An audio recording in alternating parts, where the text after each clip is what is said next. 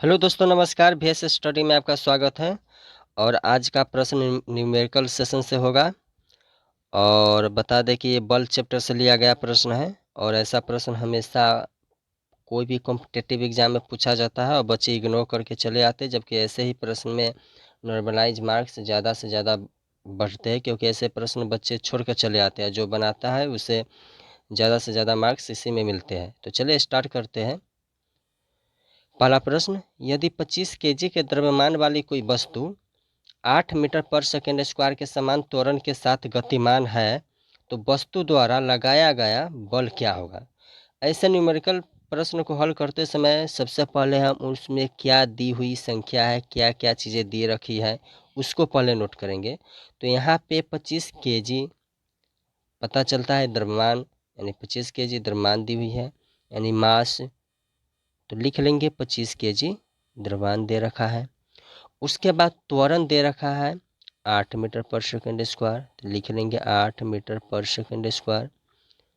तो मुझे बल निकालना है। तो आपको मालूम होगा कि बल का फॉर्मूला क्या होता है। बल बराबर होता है द्रव्यमान गुने त्वरण, यानी F बराबर फोर्स बराबर मास गुने एक्सेलरेशन होता है, जिसे हम त्वरण कहते हैं। तो चलिए, M दे रखा है 25 केजी। उसके बाद A दे रखा है 8, तो गुना करेंगे 25 में 8 से तो 200 होगा। यानी अब यहाँ पे कौन सा यूनिट लगाया, तो यहाँ देखना है कि मुझे बल निकालने के लिए बोला गया है। तो बल का ऐसा यूनिट क्या होता है, एन होता है। तो 200 एन आंसर आ गया। तो चलिए ऑप्शन में देखते हैं। ए में 200 एन दिया हुआ है, बी में 200 जूल दिया हुआ है, सी में 200 मीटर पर सेकेंड स्क्वायर दिया हुआ है। तो ऑप्शन ए इसका सही जवाब होगा। चलिए अगले प्रश्न की ओर चलते हैं।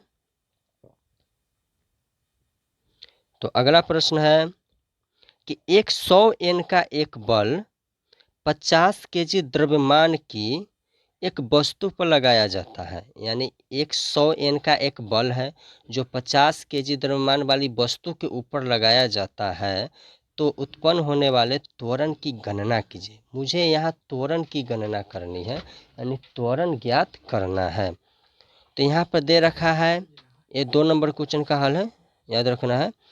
एफ का मान दे रखा है 100 एन। उसके बाद मास दे रखा है 50 केजी और मुझे निकालना है ए। तो यहाँ पर एफ दे रखा है, एम दे रखा है और ए मुझे निकालना है।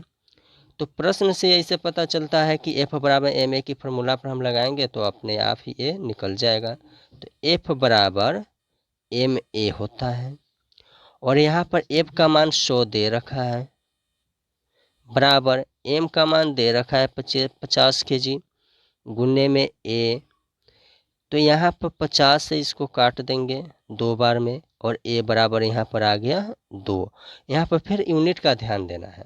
ए तो त्वरण है, तो त्वरण का ऐसा यूनिट क्या होता है, तो मीटर पर सेकेंड स्क्वायर, जो ऑप्शन ए में दे रखा है। तो ऑलरेडी ये सही हो जाएगा, ऑप्शन ए मीटर 2 मीटर पर सेकेंड स्क्वायर।